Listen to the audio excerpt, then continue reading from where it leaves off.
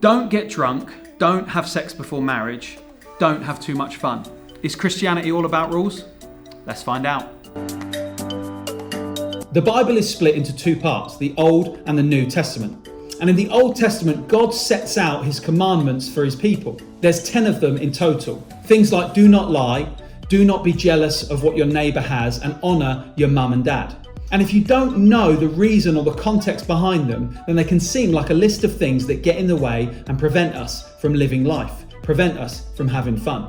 And there's two things to say on that. The first is that they set Christians apart. In a world where anything goes, how on earth are we supposed to stand out and be different to anybody else? It's through the way that we treat one another. The guidelines or the commandments are there to bring out the best in each other. For example, if I'm not honouring my mum and dad, then my siblings are going to have a real problem with that. And it's going to cause division and hurt in the family. And that's not good. So they're there to protect us and to help us to live the best that we can. And the second is I want you to imagine a world with no mirrors. Without mirrors, I wouldn't know what I look like. And if I was to ask somebody, do I look beautiful today? Do I look okay? Then people would give me very, very different answers. And I wouldn't be able to fully understand what I look like. And the same thing would happen if we had no understanding of what's right and wrong. And I was asking, am I good enough? And that's why God gives us the 10 commandments. They show us just what goodness is. They show us how good and how perfect God is. They are a mirror showing us our need for God,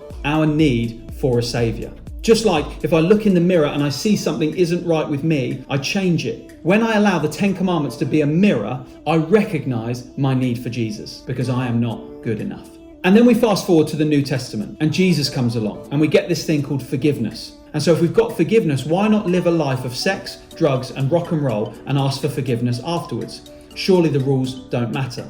Christianity isn't about rules, it's about relationship. Let me explain it like this. When my dad married my mum 34 years ago, there was nothing in the marriage contract and there was no vows that he had to say, like I, Timothy Cutting, promise to always load the dishwasher.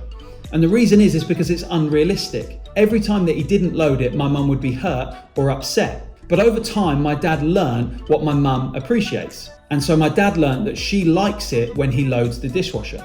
Religion says my dad has to load the dishwasher. Relationship says I want to because I love you. And that's exactly the same in my relationship with God. There's things in my life that I don't do, not because I'm not allowed to, but because I know that if I do it, it won't glorify and honour God. And I want to live a life that pleases Him. I've been a Christian pretty much my whole life. And I make so many mistakes, including loads that I've made today. But I know that when I make mistakes and mess up, I can go to God and ask for forgiveness, and I'm forgiven, I'm loved, and I can go again. So, is Christianity all about rules? Absolutely not. Religion says I have to, relationship says I want to, and I want to live a life for Him.